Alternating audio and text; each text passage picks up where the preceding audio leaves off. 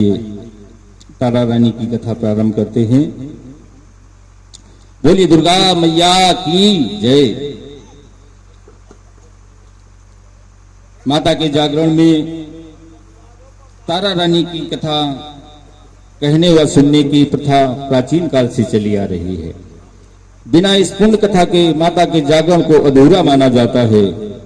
इस कथा को पुराणों में अथवा ऐतिहासिक पुस्तकों में कोई उल्लेख नहीं है, तथापि माता के प्रत्येक जागरण में इसको सम्मिलित करने का विधान है। कथा इस प्रकार से है। प्राचीन काल में धर्मात्मा राजा दक्ष हुए। उनकी दो पुत्रियां थीं, एक का नाम तारा तथा दूसरी का नाम रुक्मन था। दोनों बहनें मां भगवती दुर्गा जी की भक्ति में अटूट विश्वास रखती थीं। दोनों बहनें नियम पूर्वक एकादशी का व्रत किया करती थीं तथा माता के जागरण में बड़े उत्साह और भक्ति के साथ सम्मिलित होती थीं। बड़े सुख के साथ बहनों का प्रेम भरा जीवन बीत रहा था। भगवती की महिमा बड़ी निराली है। बड़े बड़े ज्ञानी भी मोह में पड़ जाते हैं। एक बार दोनों बहनें शिकार के लिए जंगल में गईं। दिन भर शिकार ढूंढती रहीं, लेकिन शिकार नहीं मिला। अगले दिन एकादशी और महल में रात जागरण का विचार मन में आते ही तारा ने अपनी छोटी बहन रुक्मन को महल में लौटने का आग्रह किया, लेकिन रुक्मन नहीं लौटी। हताश और निराश तारा अकेले ही महल में लौट आई। रुक्मन अपने अंगरक्षकों के साथ रात भर शिकार की तलाश करती रही। एकादशी की सुबह उसे एक गर्भवती हिरनी दिखाई दी। न जाने क्यों उसके मन में दया नहीं आई और रुक्मन ने उस पर तीर चला दिया, उसे मार दिया और मरी हुई हिरनी को साथ ले महल में लौटी।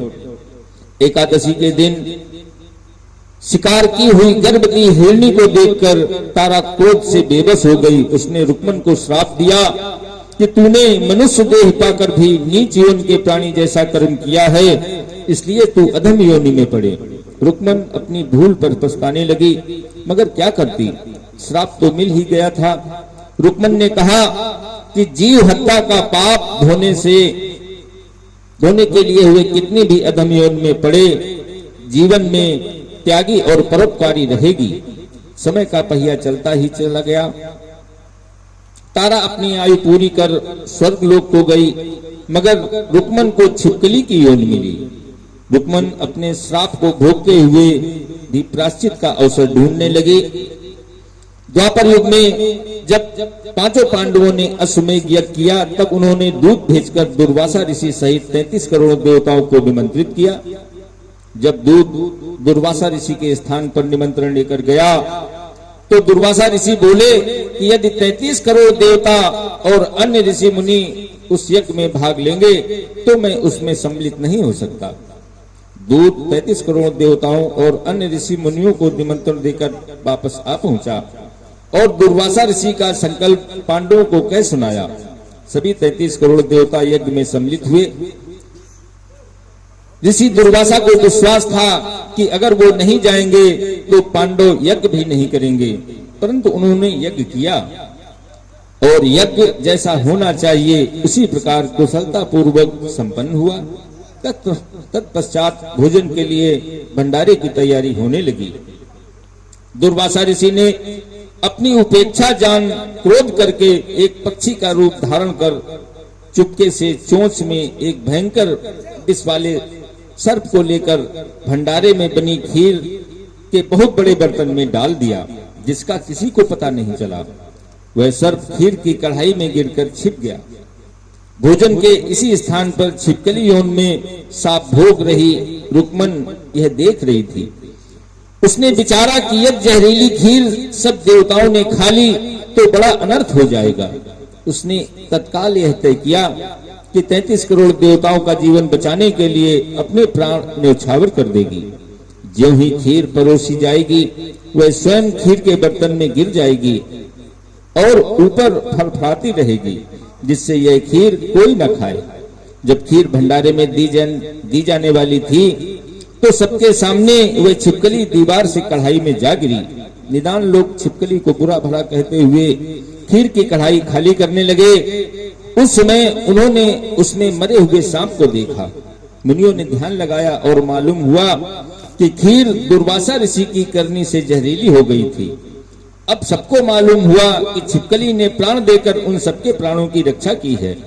इस प्रकार उपस्थित सभी देवी देवताओं ने परोपकारी छिपकली के उत्तम जीवन के लिए प्रार्थना की और परोपकारी छिपकली पूर्व जन्म की रुक्मन को अब मनुष्य जीवन मिला। उधर तारा रानी के भी पुण्य समाप्त हुए और फिर मनुष्य जन्म लेकर तारा रानी के नाम से अयोध्या के प्रतापी राजा हरिश्चंद्र के साथ विवाह किया और मां भगवती के सेवा में दिन रात बिताने लगी। रुक्मन देवताओं के आशीर्वाद से राजा सप्रस के यहाँ जन्मी। राजा सप्रस ने ज्योतियों से कन्या के ग्रह व नक्षत्र की कुंडली बनवाई। ज्योतिषियों ने राजा को बताया कि कन्या के ग्रह नक्षत्र ठीक नहीं हैं। बस राजा ने कन्या को तत्काल मार डालने की आज्ञा दे दी। रानी यह सोचकर कि कन्या का वध करना उचित नहीं होगा, कन्या को कुछ सोना चांदी सहित लकड़ी के संदूक में बंद कर नदी में बहा दिया। नदी में बहता हुआ संदूक काशी के समीप एक मेहतर सेवक राम को दिखाई दिया। सेवक राम हर रोज अपना काम काज पूरा कर नित्य गंगा स्नान कर मां भगवती का गुणगान किया करता था। वह संदूक को नदी के बाहर निकाल लाया। उसने जब खोला तो सोने चांदी के अतिरिक्त अत्यंत रूपवान कन्या दिखाई दी। इस मेहतर के भी कोई संतान नहीं थी। सुंदर कन्या को गोद में लेकर वह सीधे घर को चला। महामाई की कृपा मानकर उस मेहतर ने अपनी पत्नी को वह कन्या लाकर दी तो उसकी पत्नी ने अपनी संतान के समान उसे अपनी छाती से लगा लिया। महामाई की कृपा से उसके स्तनों में दूध उतर आया। पति पत्नी दोनों ने प्रेम से कन्या का नाम रुक्को रख दिया। इस प्रकार राजा सप्रस की कन्या एक मेहतर के घर में पल कर बड़ी हुई। भगवती की कृपा से रुक्को के मन में भक्ति भाव बना रहा। रुक्को जब बड़ी हुई तो उसने माता पिता ने उसका विवाह अपनी बिरादरी के एक परिवार से कर दिया। रुक्को बड़े सेवा भाव से अपने ससुराल वालों की सेवा करती, परंतु उसने भगवती की पूजा वंदना नहीं छोड़ी। रुक्को की सास महाराजा हरिश्चंद्र के महारानी तारामती के महल में सफाई का काम करती थी। विधाता के खेल निराले हैं। एक दिन रुक्को की सास बीमार हो गई। उसने अपनी बहू रुक्को से कहा कि वह महल में सफाई का काम करने जाए। निदान रुक्को झाड़ू टोकरी लेकर राजमहल पहुंच गई। महाराजा की पत्नी तारा ने जब रुक्को को देखा तो वह अपने पूर्व जन्म के पुण्य से उसे पहचान गई। महारानी तारा के मन में अपनी बहन के प्रति प्रेम उमड़ आया। उसने रुक्को से कहा कि हे बहन, तुम मेरे निकट बैठो। महारानी की बात सुन रुक्को बोली, रानी जी, मैं नीच जात की भंगन हूँ, भला मैं आपके पास कैसे बैठ सकती हूँ। तब तारा रानी ने कहा, बहन, पूर्व जन्म में मैं तुम्हारी बड़ी बहन थी। एकादशी का व्रत खंडित होने के कारण तुम्हें छिपकली की योनि में जाना पड़ा। जो होना था सो हो चुका। अब तुम अपने इस जन्म को सुधारने का उपाय करो तथा भगवती वैष्णो देवी की आराधना कर अपना जन्म सफल बनाओ। रुक्को द्वारा उपाय पूछने पर तारा रानी ने बताया कि मां वैष्णो देवी सब मनोरथों को पूरा करने वाली हैं। जो भक्त श्रद्धा पूर्वक माता का पूजन व जागरण करते हैं उनकी सब मनोकामनाएं पूर्ण होती हैं। उस समय तक रुक्को की कोई संतान नहीं थी, इसलिए उसने महारानी तारा देवी से अपनी चिंता बताई। उसकी चिंता सुन तारा ने कहा कि तेरी गोद भर जाएगी, तू देवी की भक्ति कर। उसने भी यही किया।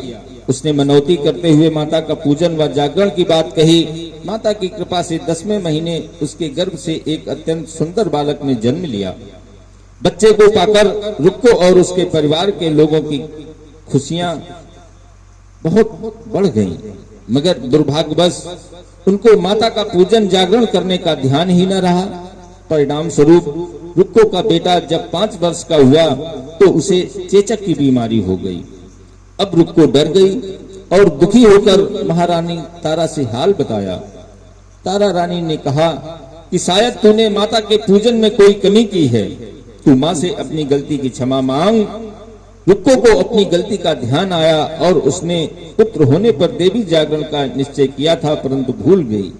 उसने तत्काल भगवती से क्षमा मांगी और मन में निश्चय किया कि बच्चे को आराम आने पर जागरण अवश्य करवाऊंगी। भगवती की कृपा से बच्चा दूसरे दिन ही ठीक हो गया। रुक्को बड़ी श्रद्धा से मंदिर के पुजारी के पास गई और प्रार्थना की कि उसके घर भगवती का जागरण हो। पंडित जी ने सलाह दी कि रुक्को मंदिर में ही जागरण करा ले, क्योंकि वो एक नीच जात की स्त्री है, इसलिए पंडित जी उसके घर में जागरण नहीं कर सकते।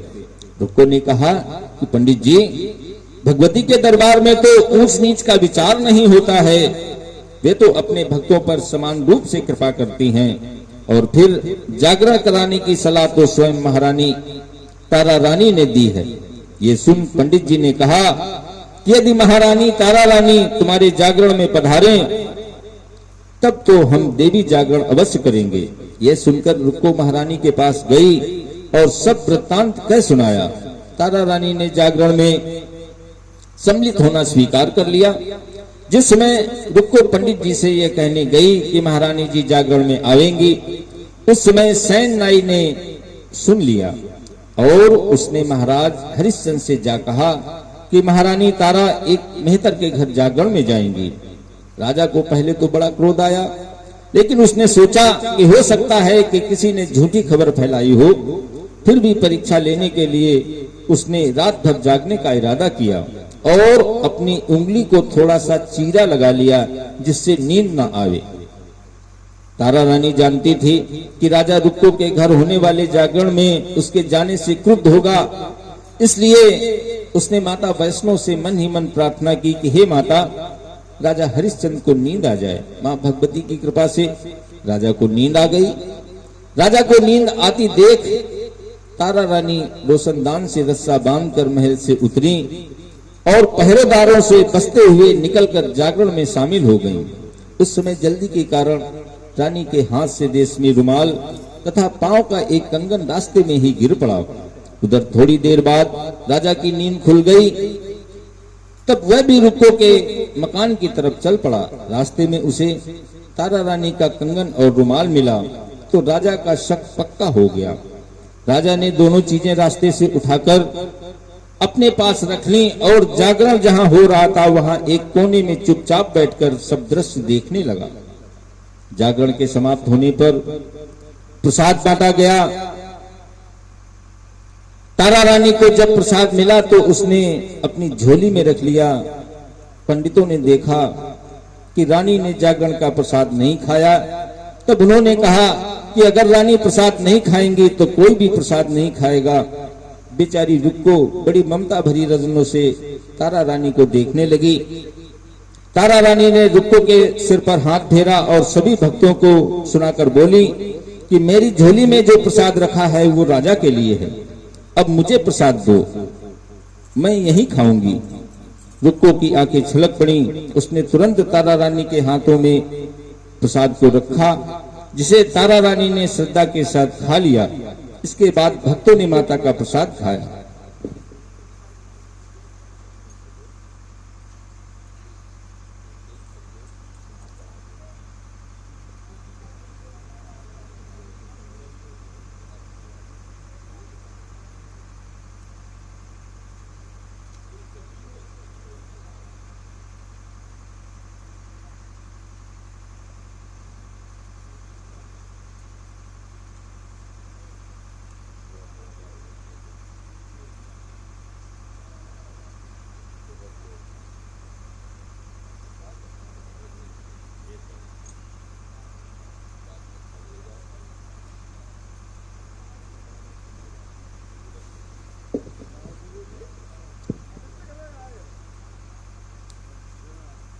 इसके बाद सभी भक्तों ने प्रसाद खाया। प्रसाद ले तारा रानी महल की ओर चल पड़ी। थोड़ी दूर ही चली थी कि राजा ने आगे बढ़कर रास्ता रोक लिया और कहा कि तूने छोटे लोगों के यहाँ का प्रसाद खा कुल की मर्यादा को तोड़ा है, इसलिए अब तू राजमहल नहीं जा सकती। राजा के वचन सुन तारा रानी ने कहा कि महाराज, धर्म में ऊंच नीच का भेद नहीं होता है। इसलिए मैं आपके लिए भी प्रसाद लाई हूं। इस पर राजा ने क्रोधित होकर रानी के हाथ से प्रसाद छीन लिया। भगवती की कृपा से राजा ने चमत्कार देखा कि झोली में प्रसाद के स्थान पर सुंदर फूल व अक्षत कच्चे चावल थे। राजा को अपनी आंखों पर विश्वास नहीं हुआ। राजा ने स्वयं रानी की झोली में प्रसाद रखते देखा था। यह प्रसाद कुछ पुष्प और अक्षत कैसे बन गया? यह चमत्कार देख राजा हरिश्चंद्र का मन भगवती के चरणों में लग गया। तब राजा रानी तारामती के साथ लेकर महल लौट आया। वहां रानी ने राजा की श्रद्धा को और बढ़ाया। उसने बिना किसी चकमक आदि की मदद से अग्नि प्रकट की। यह सब देख राजा आश्चर्य में पड़ गया और राजा के मन में देवी के प्रति विश्वास तथा श्रद्धा जाग उठी। इसके बाद राजा ने रानी से कहा, मैं माता के प्रत्यक्ष दर्शन करना चाहता हूँ। तारा रानी ने कहा, महाराज, भगवती के दर्शन तो त्याग और तपस्या से ही संभव है। यदि आप अपने पुत्र की बलि दे सकें तो आपको भगवती के प्रत्यक्ष दर्शन भी प्राप्त हो सकते हैं। राजा के मन में दर्शनों की इतनी व्याकुलता थी कि उसने उसी समय अपनी तलवार से पुत्र का सिर काटकर देवी को अर्पण कर दिया। इसकी श्रद्धा एवं विश्वास देखकर मां भगवती स्वयं प्रकट हो गई और मरा हुआ पुत्र भी उनका जीवित हो गया। राजा हरिश्चंद्र ने विधि पूर्वक माता का पूजन किया और अपने अपराधों को क्षमा मांगी तो माता भगवती सुखी रहने का आशीर्वाद देकर अंतर ध्यान हो गई। सभी भक्तों ने माता की अरदास की।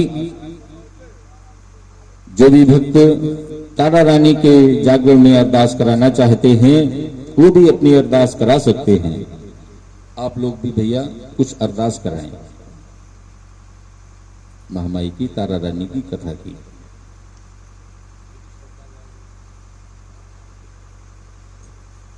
इसके बाद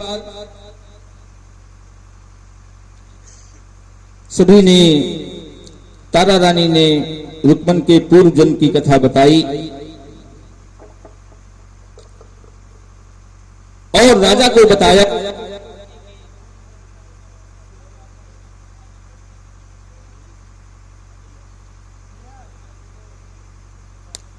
हेलो,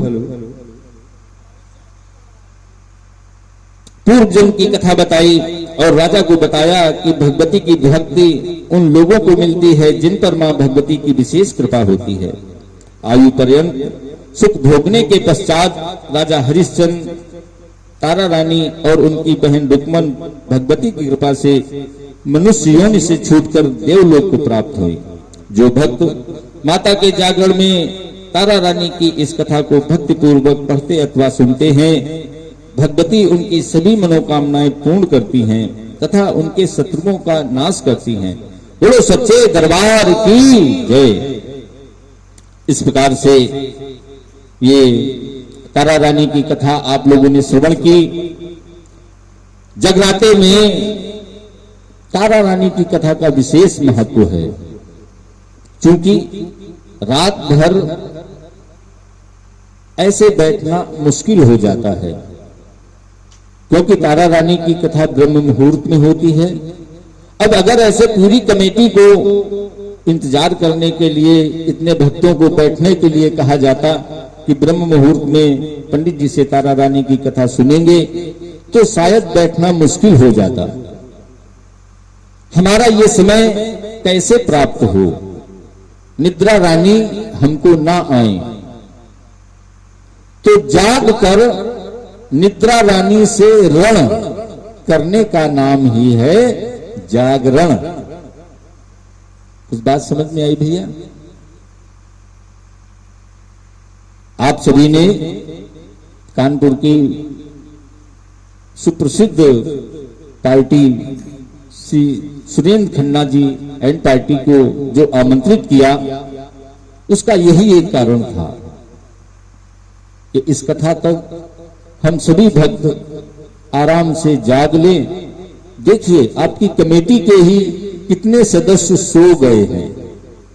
इतनी मेहनत किया, इतना सब कुछ किया, लेकिन कथा श्रवण नहीं कर पाए।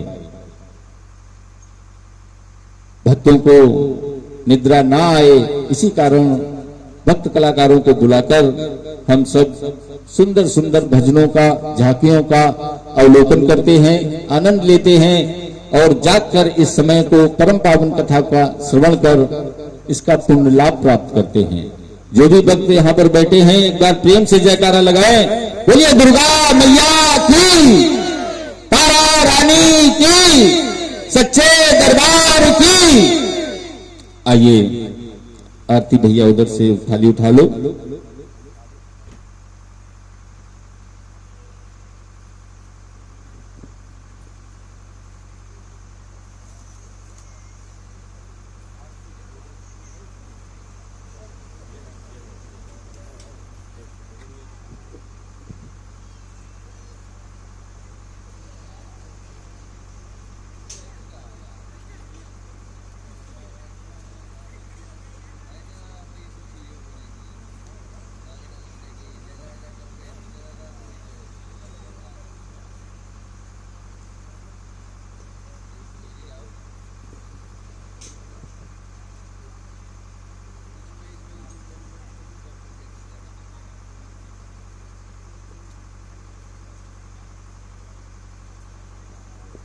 ओम चंद्रमामन सो जात चक्षु हो सूर्यो अजायत श्रोताद्वाय स्नान स्मुखादग्निर्जायत। सब लोग अपने स्थान पर खड़े हो जाएं।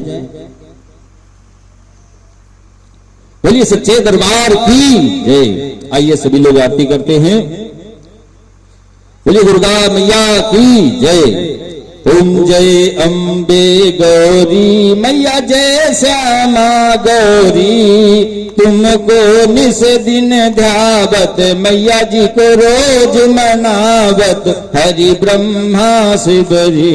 ओम जय अम्बे गौरी मांग सिंदूर विराजत, टीको मृग मद को उज्जवल से दो नैना चंद्र बदननी को। ओम जय अम्बे गौरी कनक समान कलेवर रत्नांबर राजे, रक्त पुष्प गलमाला कंठन पर साजे। ओम जय अम्बे गौरी के हरि वाहन राजत खड्ग खपर धारी, सुर मुनि जन सब सेवक तिनके दुखहारी।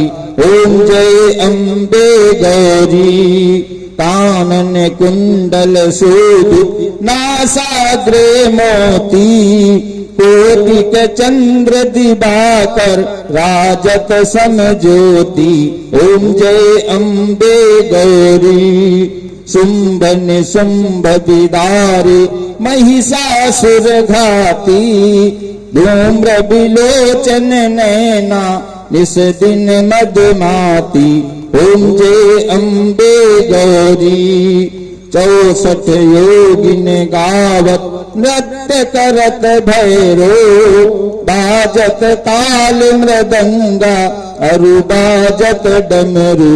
ओम जय अम्बे गौरी भुजाचार अति शोभित खड्ग खपर धारी, मन वांछित फल पावत सेवक नर नारी।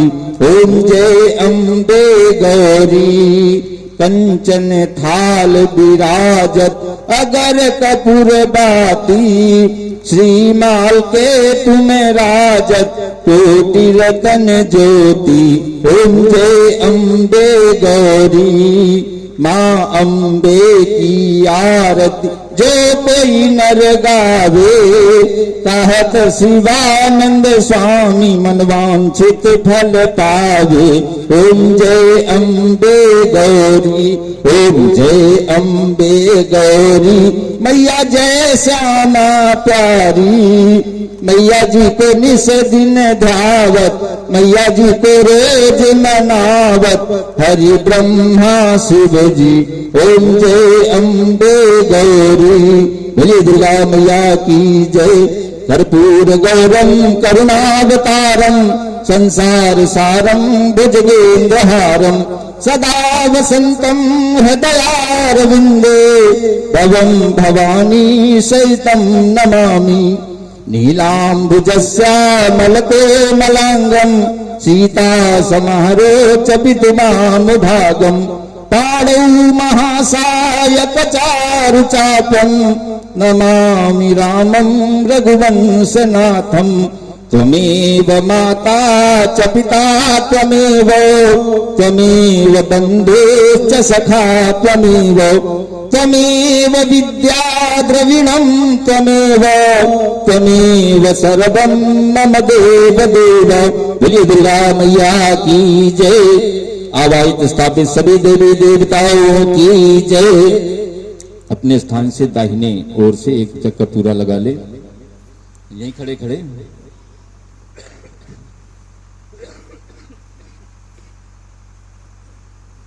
ओम शीतले तुम जगत माता, शीतले तुम जगत पिता, शीतले तुम जगत दाती, शीतल मां चल। बाएं हाथ में थाली पकड़ ले, दाहिने हाथ से उसमें पुष्प ले लें। बाएं हाथ में, उल्टे हाथ में थाली पकड़े, दाहिने हाथ से पुष्प ले लें। माता रानी को पहले आरती दें। ओम साजम च बरसंकम बहिना योस्तम्या दीपक हार्त्रैलोक्य तिमिरापहम आरार्तिक्यं समर्पयामि।